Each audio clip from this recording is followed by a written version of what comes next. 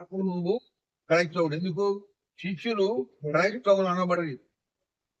రెండవదిగా 27వ వచనం అపోస్తలుల లూకారాని సువార్త 14వ అధ్యాయం 27వ వచనం. మరియు ఎవడైనను తన సిలువను మోసుకుని నన్ను వెంబడింపని ఎడల వాడు నా శిష్యుడు కానేరడు. సిలువను మోసుకొని నన్ను వెంబడింపని ఎడల అంటే ఇది టేకప్ యువర్ క్రాస్ అంటే నీ శ్రమలు. సిలువ అంటే యేసు ప్రభు సిలువ కాదు. నీ సిలువ అంటే నీ శ్రమలు, నీ బాధలు, నీ ఇక్కట్లు, ఇబ్బందులు, వాటిని మోసుకుంటూ కూడా యేసు ప్రభును వెంబడించాలి.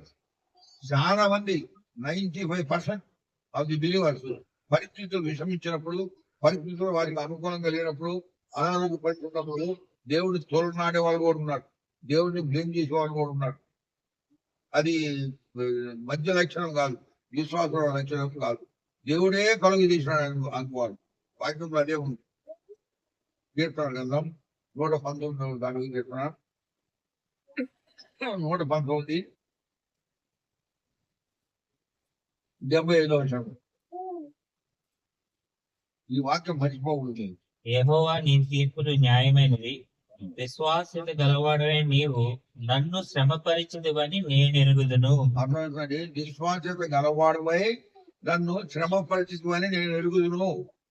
ఆయన విశ్వాసతను బట్టి, ఆయన నమ్మకత్వాన్ని బట్టి దేవుడు మనకు మంచి భర్తను ఇచ్చాడు, మంచి భార్యను ఇచ్చాడు, మంచి పిల్లల్ని ఇచ్చాడు, మంచి మందిరాన్ని ఇచ్చాడు, మంచి సేవకులు ఇచ్చాడు, మంచి తల్లిదండ్రులు ఇచ్చాడు. అంతా దేవుడు అన్ని ఇచ్చాడు. కానీ ఆయనకే ప్రారంభం. కానీ ఆ విశ్వాసతను బట్టే మనకు శ్రమలు కూడా కలుగజేస్తాడంట. మనకి శ్రమ వచ్చినప్పుడు మనం ఏమనుకోవాలి?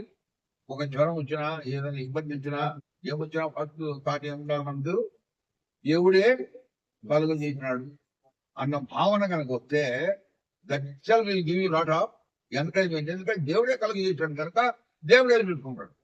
దేవుడే ప్రభు శిష్యులు అంటాడు, ఈ constraint them to go over the sea, సముద్రం ఆవిరి రొడ్డు పోదామని అంటాడు కదా 4వ అధ్యాయం మార్క్స్ వార్తలో. ఆవిరి అందరికి వెళ్దాము రండి అంటాడు. అందరికి వెళ్దాము రండి అంటే సముద్రం అవతలకి వెళ్దామని. వాళ్ళు అక్కడికే వెళ్ళినారు. యేసు ప్రభు చెప్పిన స్థలానికే వెళ్ళడానికి ఓట్లో కూర్చున్నారు. యేసు ప్రభుని కూడా తీసుకున్న జనసమూహాన్ని పంపించేసి యేసు ప్రభుని పడవలో కూడా పెట్టుకున్నారు. ఆయన కింద బాగా నిద్రపోతున్నాడు. ఏమొచ్చింది? తుఫాను. అప్పుడు వాళ్ళు ఎక్కడ పోయినారు? యేసు ప్రభు చెప్పిన స్థానికే పోతున్నారు. ఆ దినం సాయంకాలం అయినప్పుడు ఆయన అందరికి కోదమని వారితో చెప్పగా వారు జనులను పంపివేసి ఆయనను ఉన్న పాటున చిన్న ధోనిలో తీసుకుని పోయింది. ఆయన ఉండంగానే ఆయన ఉన్నాడు ధోనిలో, ఆయనే పొమ్మన్నాడు. వాళ్ళు ఆయన మాటకు లోబడిపోయినాడు, విధేయులైపోయినారు. అయినా కానీ ఏమొచ్చింది? ఆయన వెంబడి మరి కొన్ని ధోనిలు వచ్చాను. అప్పుడు పెద్ద తుఫాను రేగింది. దైవ సంకల్పాలు ఆ విధంగా ఉంటాయి. దేవుడే కలుగు చేస్తాడు, దేవుడే కలుగు చేసినాడు అన్న భావన వచ్చినప్పుడు అది మనకి ఎంతో ఆదరణ కలుగుతుంది. ఆ తలంపై ఎంతో ఆదరణ. దేవుడే కలుగు చేసినాడు కనుక. ఇంకొక మాట, మళ్ళీ చిత్రమైన మాట, కీర్తన గ్రంథం 39వ అధ్యాయం 9వ వచనం. ఇప్పుడు మనం ఏం చేస్తుంటే శ్రమణలో కూడా ఆయన వెంబడించేవాడే శిష్యుడు. శ్రమణలో కూడా వనకుండా తనకుండా ఆయన వెంబడించేవాడే నిజమైనటువంటి శిష్యుడు కనుక అలాంటి వాడే క్రైస్తవుడు. అది మనం చెప్తాం. దానిని చేసినది నీవే గనుక నేను నోరు తెరవక నేను మౌనున్నైతిని. దానిని చేసినట్టే ఈ పరిస్థితిని కలగం చేసింది నీవే కనుక నేను నోరు తెరవలేనంది. So we should not open up our mouth and complain anything. ఇంకొక మాట ఉంది, ఎంతో చక్కని మాట. ఎక్కడది? డానియేలు గ్రంథం 4వ అధ్యాయం 35వ వచనం.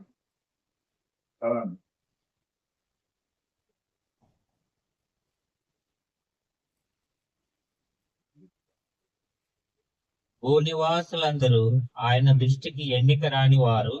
ఆయన పరలోకపు సేన ఎడలను భూనివాసుల ఎడలను తన చిత్తము చొప్పున జరిగించువాడు. ఆయన చేయి పట్టుకుని నీవేమి చేయించున్నావని ఆయనతో చెప్పుకు ఎవడునూ సమర్థుడు కాడు. ఆయన చేయి పట్టుకొని ఏం చేస్తున్నావప్పా నువ్వు ఆయన అడగడానికి ఎవరు సమర్థుడు కాడు.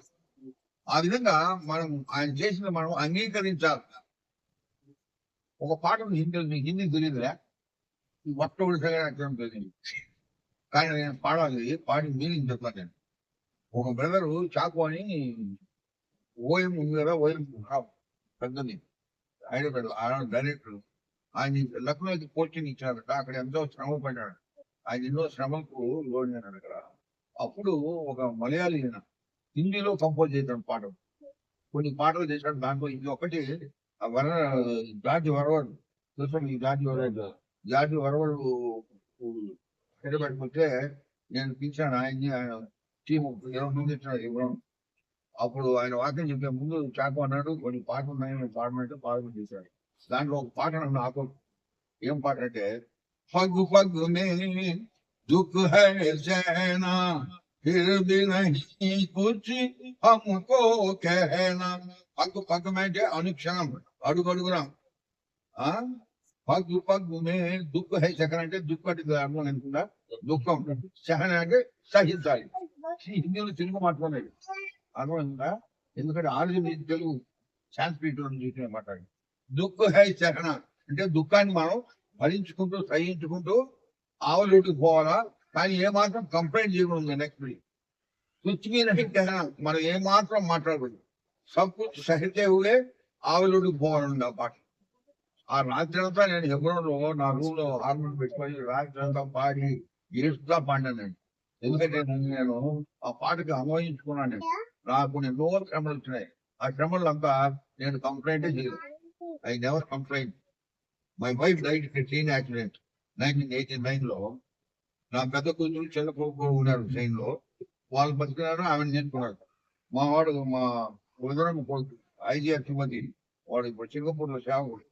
వాడు డాక్టరేట్ చేసి డబుల్ డాక్టరేట్ చేసి రిజైన్ చేసి సేవ చేస్తున్నాడు. వాడికి వాజ్ ఎస్కార్టింగ్ దెమ్ ఫ్రమ్ జీజాన్, మా బ్రదర్ దగ్గర నుంచి, బెంగళూరు నుంచి. ఆ ట్రైన్ యాక్సిడెంట్ అయింది, ఆమె చనిపోయింది, వీళ్ళందరూ బతికినారు. సో చిత్రం ఇది. అప్పటి నుంచి అప్పుడు మేమేం చేసాము, మేమేం ఏమైంది మేము అంత సాధారణంగా పార్టింగ్ పేర్చుకుంటే ఎంతో దుఃఖం ఉంటుంది. కానీ దాంట్లో దేవుని యొక్క ఆనందం అనేది అమితమైంది.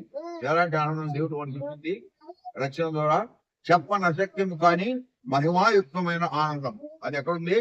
1 Peter 1:8 పేతురు అంటాడు, మనకి ఎలాంటి ఆనందం ఇచ్చినట్ట, చెప్పని అశక్యం కానీ, చెప్పడానికి వీలు లేదు, మనం వివరించలేము, వర్ణించలేము, మన మాటలు దాన్ని సరిగ్గా వర్ణించడానికి కూడా చాలా.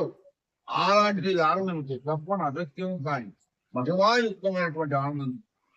సో ఏదేం జరిగినా కానీ మనకు శ్రమల్లో ఆయన వెంబడించాలి. శ్రమ వచ్చినా కానీ స్తుతులు పాడాలి. దావీదు సమూయేలు ఆయన రాజుగా చేస్తాడు, ఆయన కానీ సౌలు దగ్గర వల్ల, సౌలు సింహాసనం వల్ల సౌలు అసూయ పడినాడు కదా. అసూయ పడి 1 సమూయేలు గ్రంథం 18వ అధ్యాయం 9వ వచనం ఉంది, ఈ ఆయుడు డేవిడ్ ఉంది విసుగు చూపు చూశాడంట. ఎందుకంటే కొంతమంది స్త్రీలు దావీదు 10,000 1000 పాట పాడారు. పాట పడ్డాడు, అయ్యగారి పని అయిపోయింది. అప్పటి నుంచి అసూయపడి దావీదును చంపడానికి వెంటాడినాడు. దావీదు పరిగెత్తుకొని పోతున్నాడు, వెంట పడతాం. అప్పుడు కోడలు ఏముంది, కీర్తన గ్రంథం 34వ అధ్యాయం 1వ వచనంలో దావీదు సాక్ష్యం ఏంటిది? ఎలాంటి సాక్ష్యం అది? శ్రమలో ఆయన సాక్ష్యం ఏంటి? I will bless the lord at all time. ఆయన స్తుతి, ఆయన కీర్తి నా నోట ఎల్లప్పుడూ. నేను ఎల్లప్పుడూ యెహోవాను సన్నుతించెదా, ఆయన కీర్తి నా నోట. నేను ఎల్లప్పుడూ యెహోవాను సన్నుతించెదను, ఆయన కీర్తి నా నోట ఎల్లప్పుడూ ఉండును. అది మన క్రైస్తవ అనుభవం కావాలి. శ్రమలు వచ్చినా కానీ మనం వైద్యులకు పోకూడదు, లోకంలోకి వెళ్ళిపోకూడదు, అటు ఇటు పరిగెత్తకూడదు. దేవుడి సన్నిధిలో మరి ఎక్కువగా సమయం గడపాలి. దేవుడే కలుగు చేశాడు కనుక నేను నా నోరు తెరవను. I accept it. Who can hold his hand? ఒక ఇంగ్లీష్ లో ఒక మాట ఉంది, God bestows his power where he wills, when he wills, how he wills. అంటే ఎక్కడ చూపిస్తానో అక్కడ ఆయన పరాక్రమాన్ని చూపిస్తాడు. ఎంత చిత్రం కదా బైబిల్ చదువుతుంటే. దేవుడు స్టీఫెన్ రాళ్ళ చేత కొట్టించి చంపినాడు కదా. బాప్టిస్ట్ నుంచి యోహాను ఎట్లా చచ్చిపోయాడు? శిరశ్ఛేదం అయిపోయింది. గాడ్ అలా చేశాడు. దేవుని సెలవు ఏం జరగలేదు, అది గుర్తుపెట్టుకోవాలి. దేవుని సెలవు ఏమాత్రం జరగదు. అంటే స్టీఫెన్ రాళ్ళతో కొట్టబడి చంపబడినంటే దేవుడు